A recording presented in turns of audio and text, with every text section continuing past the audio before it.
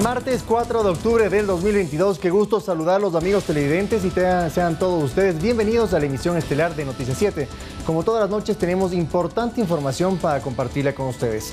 Hacemos una invitación también para que nos sintonicen a través de www.eltelegrafo.com.es, en Pública FM y a través de nuestras redes sociales. Es momento de revisar juntos los titulares de la jornada.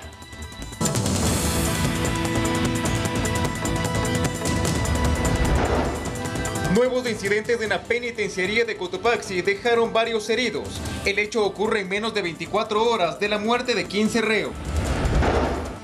Familiares se aglomeraron en los exteriores de la cárcel de La Tacunga para obtener información de sus seres queridos.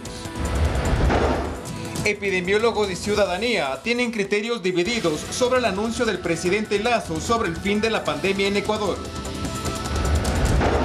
En lo internacional, un misil de Corea del Norte sobrevuela Japón provocando el pánico. El gobierno activó su sistema de alarma y pidió a la gente que buscara refugio. En los deportes, al rojo la Champions League. El Inter superó 1-0 al Barcelona.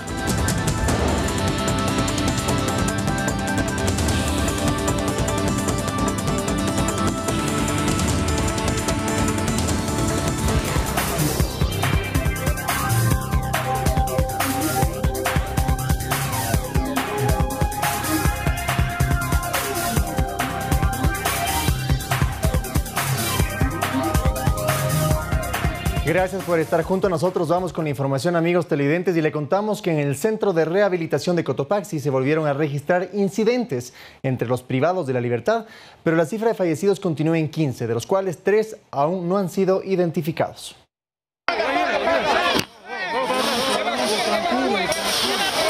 En el segundo día de amotinamiento en la cárcel de La Tacunga, los disparos otra vez se escucharon. ¿Oyeron? Ahorita sí. Eran las 11 de la mañana de este martes y los protocolos de seguridad tuvieron que reactivarse mientras las madres lloraban de desesperación por lo que estaban escuchando. Enhorabuena, la situación se controló minutos después. Policía Nacional acaba de efectuar un sobrevuelo para verificar la situación del centro. Por el momento hay calma. Por este altercado, el número de heridos se incrementó y tuvieron que ser trasladados fuera de la cárcel. Y en el transcurso de la mañana de hoy hemos tenido 11 personas heridas, de las cuales 7 han sido referidas a los hospitales de la localidad. Y es que el lunes, 15 personas perdieron la vida y 33 resultaron heridas, 3 de ellas de gravedad. Se ratifica que son 15 fallecidos, de los cuales 12 han sido ya técnicamente identificados. Yo estuve en la mañana en el Centro Forense de Ambato, en donde se está haciendo la identificación de las personas que lamentablemente fallecieron por este penoso hecho. La Defensoría Pública solicitó a los familiares que acudan a entregar información sobre tatuajes o señales para identificar a los PPL, pues los enfrentamientos se dieron en los pabellones de mínima, mediana y máxima seguridad. Es muy penoso decirlo, pero los cuerpos están la mayoría desmembrados. Pese a que el ambiente en la cárcel ya es de calma, las autoridades aclararon que en un centro penitenciario los incidentes pueden activarse en cualquier momento. Lautaro Andrade, Noticias 7. En el mismo tema, amigos, le contamos que las madres, hermanas, hijas y parejas de los internos de la cárcel de La Tacunga sufren por la incertidumbre de no conocer el estado de los PPL. Nuestro compañero Lautaro Andrade preparó un reportaje desde las inmediaciones del centro de rehabilitación. Así clamaban las familias el nombre de sus PPL para saber si seguían con vida. Desde la malla del perímetro exterior de la cárcel, en conjunto gritaban por respuestas. Del otro lado, los internos les contestaban. Dolor es lo que se sentía en los exteriores del centro. Lágrimas que no se podían contener por esa incertidumbre de lo que había sucedido en el interior. No importaban los delitos cometidos o las acusaciones imputadas. Adentro había seres queridos que se desconocía si seguían con vida. No podemos descansar en paz desde ayer, desde que llegó la noticia. Nosotros no podemos dormir. Nadie ha venido a comunicarse. Hay unos representantes por ahí que andan tomando los nombres de los familiares de uno, pero para mí que eso es un engaño, como para qué tranquilizarlo. No hay ninguna respuesta. Nosotros acabamos de saber quiénes están adentro, dicen nadie. y los de afuera trataban, así sea con estos pequeños papelitos, a que alguien les contara si sus familiares estaban bien. Y entonces, cuando en los techos se veía el uniforme naranja, todos gritaban con desespero por una señal. También había esperanza en los que salían, a diferencia de ese sufrimiento que no se olvida de quien se enteró de una noticia fatal. En este momento los internos están tratando de decirle a sus familiares que van a haber traslados. Sin embargo, la policía ha estado pitando para evitar este canal de comunicación. Lo cierto es que en este punto, en este lugar, hay imágenes muy tristes y es parte de lo que nos han comentado los familiares, ese dolor que sienten de no saber qué sucedió con sus primos, hijos o padres que están al interior de la cárcel de Latacunga. Con imágenes de Giovanni Murillo, Lautaro Andrade, Noticias 7. Gracias, Lautaro. Y el ministro del Interior, Juan Zapata, confirmó en entrevista para Noticias 7 el asesinato de Leandro Norero, alias El Patrón. Además, informó que sus hermanos fueron evacuados.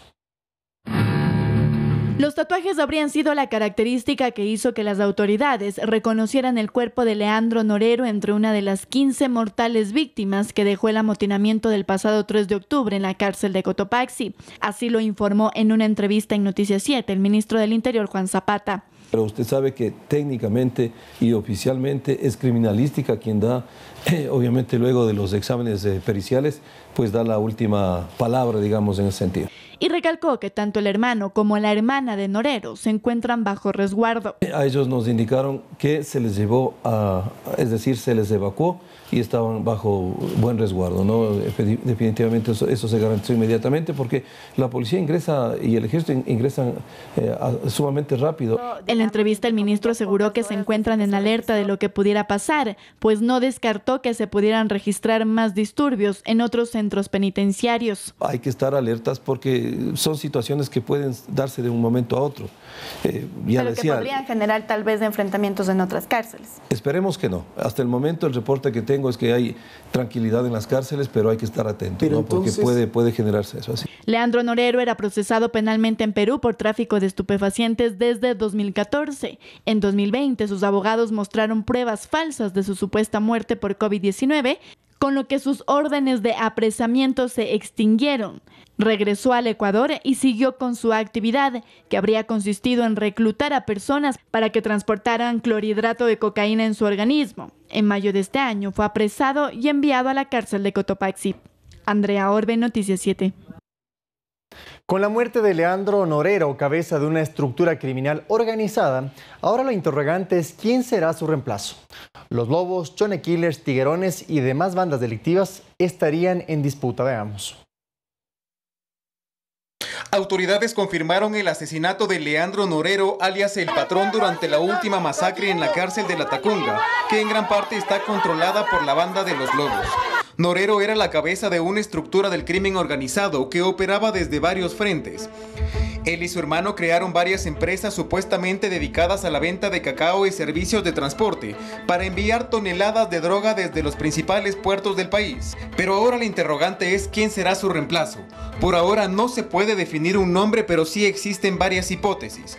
Una de ellas es que alias Ben 10 estaría vinculado al ataque. Ben 10 se habría aliado con los choneros, liderado por alias Fito y Junior Roldán, alias JR. Otra teoría es alias Samir, que junto a Norero se encargaron del narcotráfico tras el asesinato de José Luis Zambrano, alias Rasquiña. Alias Samir sería líder de lo que él llama la mafia de Samir, que opera en Fertiza, en el sur de Guayaquil.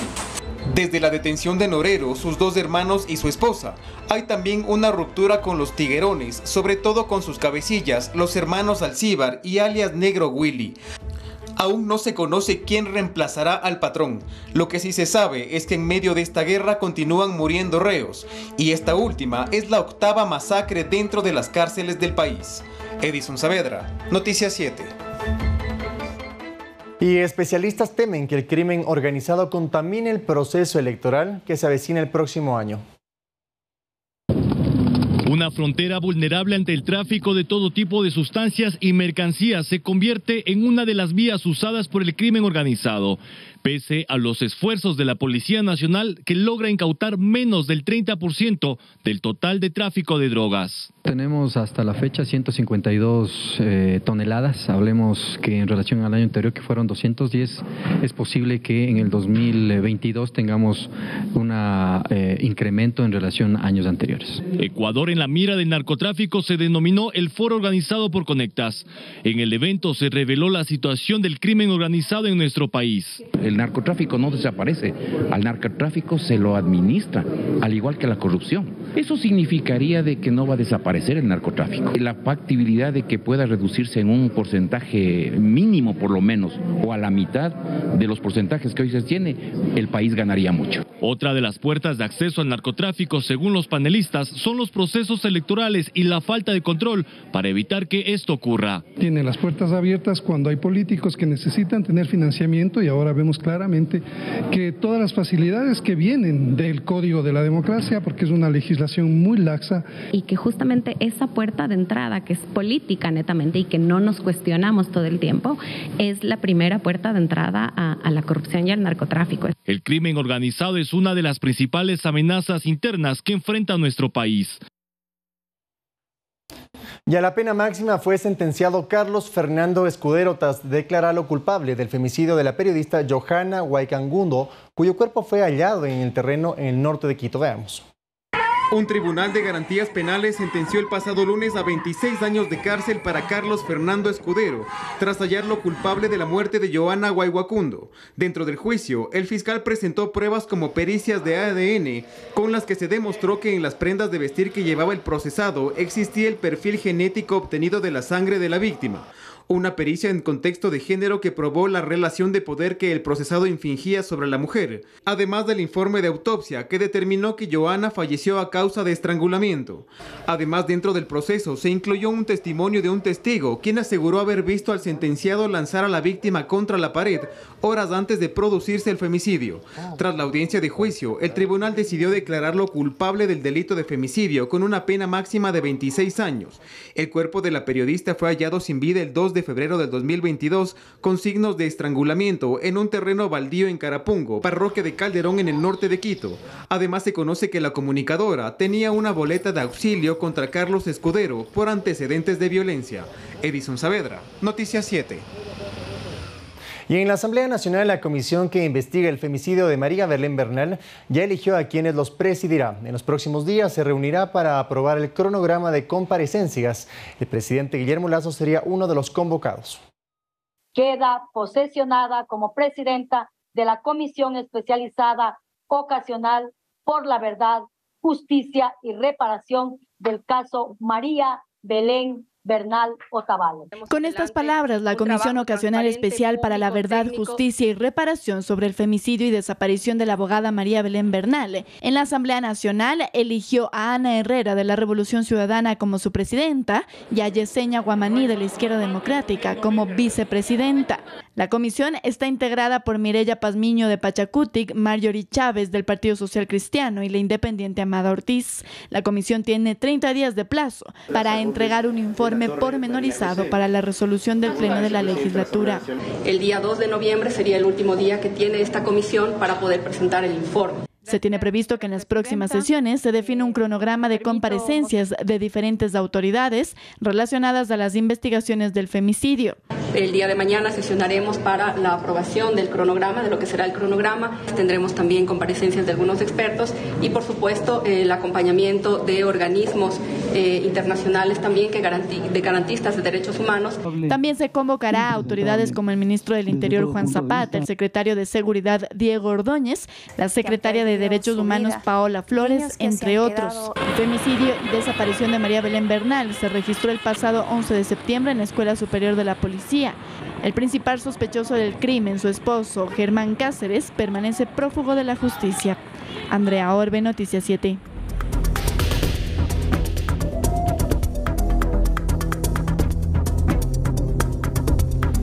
En el Día Mundial de los Animales, los biólogos advierten de la grave amenaza que representa la extinción de algunas especies. La vida en cautiverio a veces puede revelarse un milagro. Aquí en el Parque Zoológico de Lisboa ha nacido una cría de Oryx de cimitarra, una especie animal extinguida en su hábitat natural, es decir, en las regiones subdesérticas del Sahel al sur del Sáhara. Diogo Gómez, biólogo del Zoo de Lisboa, explica que salvar especies de la extinción es una de las misiones del zoo. Este parque zoológico tiene un papel muy importante, casi como si fuera un arca de Noé. Aquí hay machos y hembras y tenemos la oportunidad, después de la catástrofe que es la extinción de este animal en su hábitat, de tener una última esperanza para esta especie. El objetivo es elegir los animales que podrán sobrevivir en su hábitat natural para devolverlos a la naturaleza siempre que sea posible y tratar así de revertir el proceso de extinción de la especie. No hemos de olvidar que a pesar de que están bajo nuestro cuidado, son animales salvajes y necesitan preservar su comportamiento salvaje. Esto se hace mediante técnicas de enriquecimiento ambiental que son fundamentales para que más adelante se pueda llevar a estos animales a su hábitat. Si no se desarrollan como animales salvajes, no podrán adaptarse y sobrevivir en su nuevo hábitat, que es en definitiva su verdadero hogar. Se adaptar a esta nueva casa, ¿no? Que no fondo es su casa. En este 4 de octubre, Día Mundial de los Animales, los biólogos advierten de una grave amenaza sobre la biodiversidad. Según la Unidad Internacional para la Conservación de la Naturaleza, hay más de 41.000 especies de animales y plantas amenazadas, es decir, el 28% de todas las existentes. Algunos científicos apuestan por técnicas radicales como la clonación. En San Diego, Estados Unidos, se ha clonado una rara especie de caballo y en China un lobo ártico. Técnicas que, según los especialistas, solo deberían utilizarse cuando la reproducción sea difícil o imposible. Amigos televidentes, nos damos a una pequeña pausa, pero al regresar le contamos que un misil de Corea del Norte sobrevoló Japón provocando el pánico. Ya regresamos.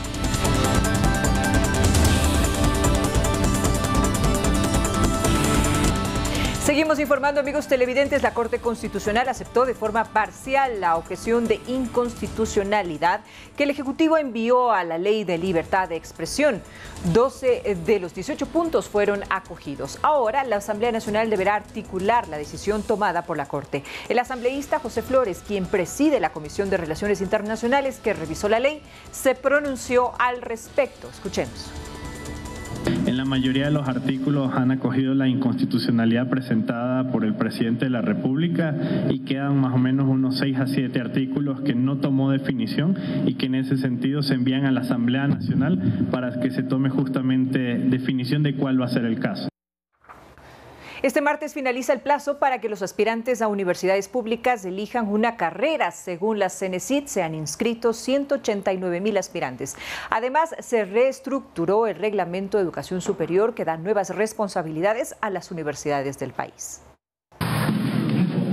Durante el último examen Transformar acompañamos a varios estudiantes que tenían el anhelo de ingresar a universidades e institutos públicos. Mis expectativas serían para que haya más cupos para la universidad. A partir de 2023, la CENESID ya no se encargará del proceso de acceso a la educación superior, ya que el proceso lo harán directamente las universidades e institutos públicos, con lo cual se generan reacciones en los estudiantes. Que eliminen el examen para el ingreso a las universidades mejora un poco las oportunidades para que los estudiantes que terminan el colegio puedan ingresar. Por más que sepan en el examen se ponen nerviosas y se olvidan, aparte que el tiempo, yo que di el examen sé que el tiempo es muy difícil. Al momento se ha reestructurado el reglamento de acceso a la educación superior con nuevos parámetros que deberán cumplir las universidades.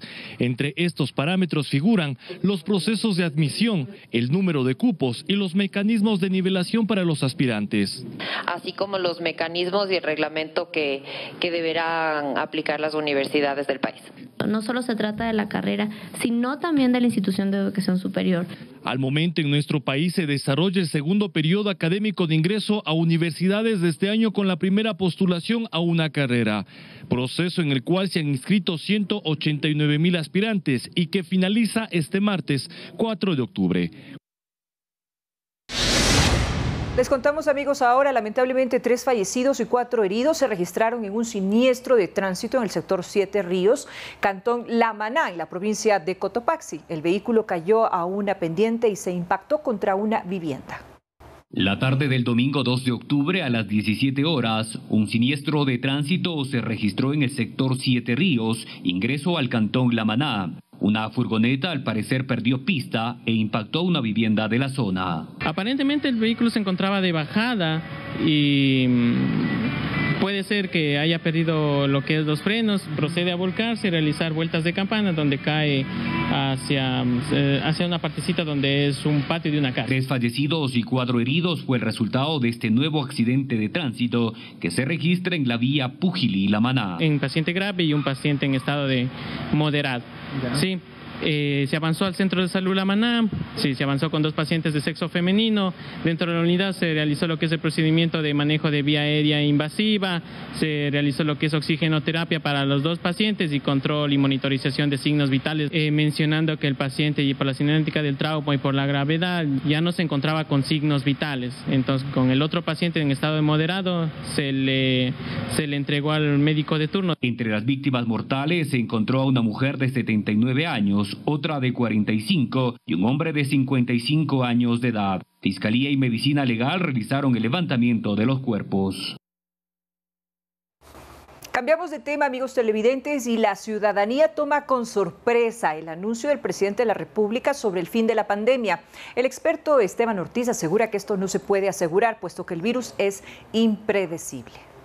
Mire, hay procedimientos. En una entrevista, el presidente Guillermo Lasso anunciaba que la pandemia en Ecuador se dará por finalizada. Pues ya la pandemia quedó atrás y esta es una decisión que se la va a tomar en el COE con la participación del Ministerio de Salud fundamentalmente. Sobre este anuncio, la ciudadanía tiene criterios divididos.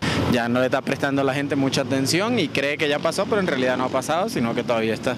Que todavía sigue la pandemia, que todavía no se termina. Y yo creo que todavía puede haber todavía fallecidos por esta pandemia. Sin embargo, para el epidemiólogo Esteban Ortiz, dar por finalizada la pandemia no sería lo más adecuado, puesto que el comportamiento del COVID-19 es muy variable. Las pandemias no se acaban por decreto. Hay que entender que la pandemia vino para quedarse. Y explica sus razones. Hoy hay un rebrote en Europa, en Francia, en Alemania, donde hemos visto un incremento nuevamente sustancial de casos nuevos. Y quién sabe, pues en el Ecuador en diciembre o en enero tengamos otro repunte otra vez. Ortiz afirma que la Organización Mundial de la Salud tampoco ha confirmado el fin de la pandemia y que esto tendría consecuencias en la población. ¿Quién se va a vacunar? Nadie, porque ya se acabó la pandemia. ¿Para qué me voy a vacunar? ¿Para qué voy a usar mascarillas si ya se acabó la pandemia? Si estoy enfermo, igual ya se acabó la pandemia. Que a pesar de que el país esté próximo a los 10 millones de vacunados, tampoco sería una garantía. Las vacunas no cortan 100% de la transmisión comunitaria, no protegen de forma efectiva contra contagios asintomáticos o leves. A la fecha, Ecuador tiene 1.005.662 casos positivos de COVID-19 y un total de 1.554 fallecidos. Según el primer mandatario, el anuncio oficial, una vez aprobado en el COE nacional, se realizará en aproximadamente 10 días. Edison Saavedra, Noticias 7. Retomando un poco el tema acerca de las reacciones que se dieron sobre la protesta ante el femicidio y la violencia de géneros, amigos televidentes, esta tarde el presidente de la República, Guillermo Lasso, acompañado de la secretaria de Derechos Humanos, Paola Flores, recibió a varias organizaciones de mujeres con el objetivo precisamente de escuchar propuestas y llegar a acuerdos que pongan en marcha acciones para prevenir y erradicar, en este caso, la violencia de género contra la mujer. Múltiples fueron los acuerdos alcanzados. Conozcamos enseguida cuáles fueron. El presidente, mediante decreto ejecutivo, dispone que el registro único de violencia que está a cargo o que va a estar a cargo de la Secretaría de Derechos Humanos y ya no del Ministerio del Interior, y va fortaleciendo la mirada de derechos humanos. Se fortalecerá la institucionalidad de la Secretaría de Derechos Humanos mediante la propuesta de creación del Ministerio Rector. Mejorar la coordinación con los gobiernos parroquiales, municipales, provinciales, para fortalecer los sistemas de protección local en materia de derechos humanos. Que las tenencias políticas tendrán formación permanente en la mención de medidas administrativas en torno a la violencia de género. Se incrementará los presupuestos para las casas de acogida y centros de atención para poder garantizar los servicios para las mujeres y los hijos víctimas de violencia. Se fortalecerá el sistema de información referente a las víctimas de femicidio, incorporando a las mujeres también diversas. Pensar en un modelo territorial articulando con la Secretaría de Planificación que garantice los servicios desconcentrados del Ejecutivo a nivel país. Ha sido muy importante esta reunión con el señor presidente, ya que estamos en el mes del pueblo afroecuatoriano y nos ha permitido también plantear propuestas sobre el femicidio, sobre lo que se está dando a nivel país, donde las mujeres negras también estamos inmersas. Es importante esta reunión, ya que logramos que se siente con nosotras las mujeres negras el día martes 11 y el martes 18 con este colectivo de mujeres que ustedes ven acá.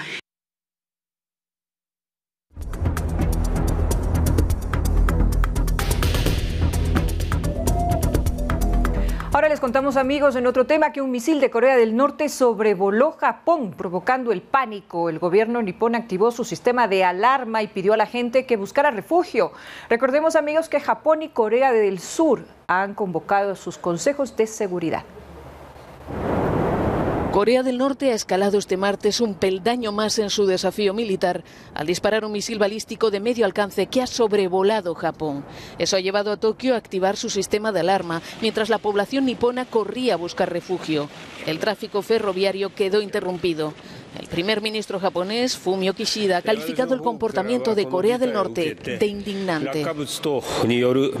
En respuesta a esta situación, he dado instrucciones al gobierno para que compruebe los daños causados por la caída de objetos, recopile y analice a fondo la información y coopere con los países relacionados. Después de esto, nos gustaría reunir inmediatamente al Consejo de Seguridad Nacional, explicó el mandatario. El último tiro de misil de Pyongyang que sobrevoló Japón se remonta a 2017, en un momento en el que el entonces presidente estadounidense Donald Trump y el líder norcoreano Kim Jong-un intercambiaban insultos.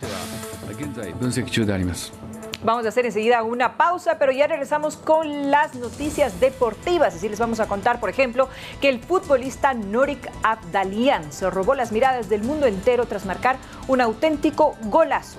Y ya regresamos con esto y más después de la pausa.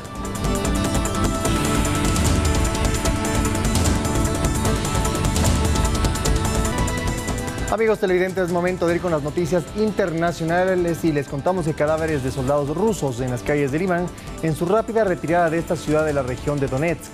Las tropas de Moscú han dejado atrás los cuerpos de algunos de sus compañeros muertos en combate. Poco a poco, la línea del frente en Ucrania se va desplazando hacia el este. La recuperación el pasado fin de semana de la estratégica ciudad de Limán, en Donetsk, parece haber dado impulso a la contraofensiva ucraniana. Ahora se dice que también han tomado el control de la cercana localidad de Sviatohirsk, donde los combates han dejado un rastro de infraestructuras destruidas. La retirada de los rusos de Limán fue tan apresurada que dejaron en sus calles los cuerpos de muchos de sus compañeros fallecidos en combate. La agencia Associated Press constató la presencia de al menos 18 cadáveres de militares. Limán era clave para los rusos que utilizaban esta urbe como nudo logístico y de transportes. Sus habitantes intentan ahora reconstruir sus vidas. Estaba de pie en el vestíbulo, a unos 5 metros de distancia, cuando estalló. Salí despedida hacia atrás. Dios mío, ahora no oigo bien, relata Valentina, una vecina de 85 años, aún traumatizada por los bombardeos. Ajeno a los avances de las tropas de Kiev, el Kremlin prosigue con la anexión de las 4 regiones ucranianas ocupadas, que este martes ha aprobado la Cámara Alta de la Duma. Moscú también sigue adelante con la movilización militar parcial. Según el ministro de Defensa ruso, Sergei Shoigu, más de 200.000 hombres han sido ya incorporados a filas. Un reclutamiento que está impactando en el ánimo de muchos rusos. Ahora la situación ha cambiado, afirma el sociólogo Denis Volkov. Muchos sienten que les puede tocar a ellos, o bien ya les ha tocado a ellos o a sus familias. Eso genera miedo y una sensación de incertidumbre. La gente dice que ya no sabe cómo va a planificar su vida, porque desconoce lo que va a pasar. Los movilizados aún tendrán que recibir instrucción militar antes de llegar al frente y cuando lo hagan no está claro hasta qué punto estarán en condiciones de potenciar el impulso bélico de Rusia. Y cuando ya se superan más de 220 días desde el comienzo de la invasión rusa a territorio ucraniano, las complejidades parecen estar lejos de acabar, amigos. Durante las últimas jornadas, los ucranianos habitantes de regiones ocupadas por Rusia han decidido huir por miedo a ser reclutados por el ejército ruso para combatir contra su propio país. Huyen para no ser reclutados por Rusia. En las regiones ocupadas de Ucrania, sus habitantes se marchan por miedo a ser enrolados a la fuerza para combatir con el ejército ruso contra su propio país. Una huida que se ha complicado desde la anexión rusa. El jefe adjunto del Consejo Regional de Jersón, Sergiy Glan, acusó a Rusia de restringir el desplazamiento de los residentes de Jersón de las llamadas zonas anexionadas. Los ocupantes empezaron a irrumpir en las casas de la gente en Jersón y otras ciudades en busca de hombres de entre 18 y 35 años. No están haciendo ningún reclutamiento público y no hablan de ningún plan específico, pero su principal objetivo es hacer un censo de hombres adultos. Los vecinos de la ciudad de Zaporilla, en el sureste de Ucrania, han bloqueado el tráfico en señal de protesta porque no les permiten volver a las ciudades ucranianas ocupadas por Rusia. Los manifestantes aseguran que no pueden pasar por los puestos de control ucranianos porque los soldados les dicen que la prohibición está vigente por motivos de seguridad.